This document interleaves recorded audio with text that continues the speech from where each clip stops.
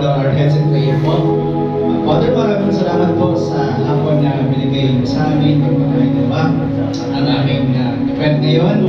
Bless our food, bless our meal, and also, Panginoon, nagpapasalamat po kami sa buhay ng aming mga pastors, Panginoon, dahil po napakalaki po ng sacrifice nila sa mga sa church, sa buhay po namin, and we just wanna take this opportunity po to thank them, and sana po, Panginoon, pakinggan niyo po yung mga kanilang panalangin palagi, Panginoon, pakinggan niyo po ang kanilang mga daig, or Lord, if they have doubts or troubles po, Panginoon, you will guide them. Panginoon, nagpapasalamat po kami sa buhay ng aming mga pastor dahil po, hindi po dahil sa kanila, sa sacrifices na behind the scenes po, Panginoon, ay malamang wala rin po kami ngayon. Father God, we just wanna honor your name ngayong araw po ito. And Lord, sa event po ngayon, maraming salamat din po.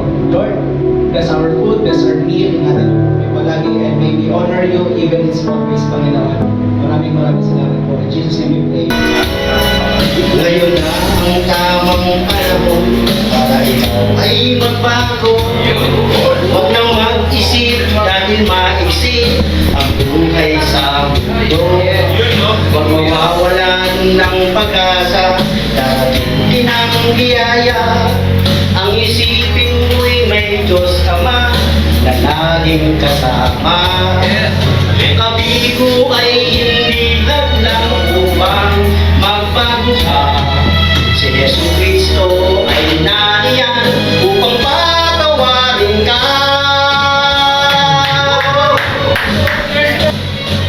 Ang mga pastor natin nariyan upang tayo'y gabayan. Salita ng Diyos ay isa-sa-isay ng ating maisabuhay. Ikot ng mundo ay hindi naging bigatin kasawian. Ang kaligtasan ay makakamtan basta't tayo'y manalig lamang.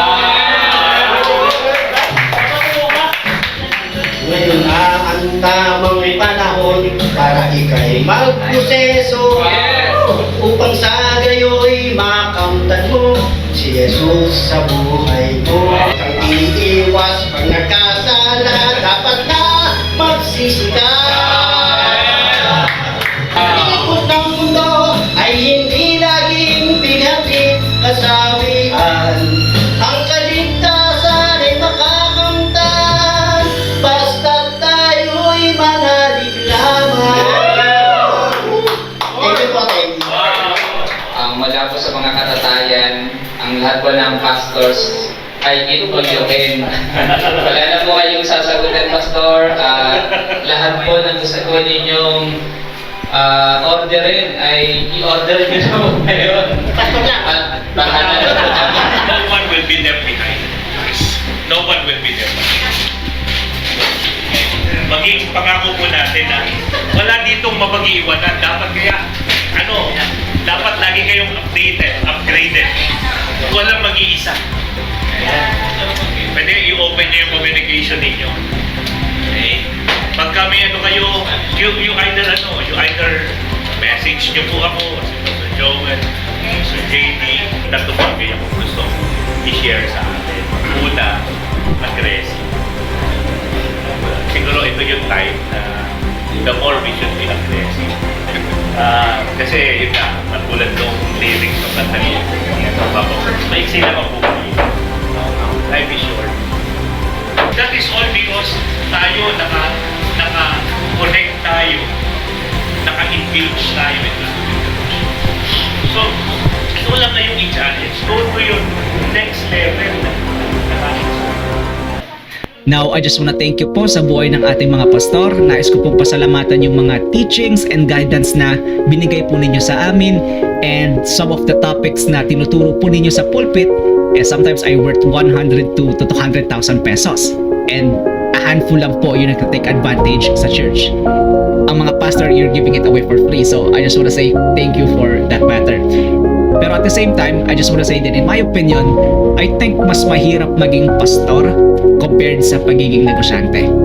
Okay? Because mas marami ang taong tumitingin at nakasalalay sa inyo.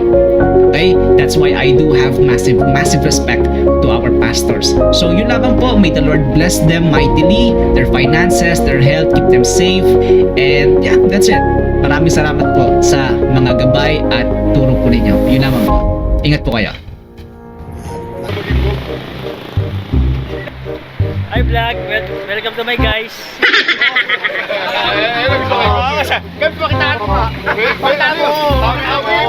Wait lang. I-post mo. Gabs ka. Wait lang. Tapos na lang mo eh. Ito. Yan. Ron. Usog ka pa doon.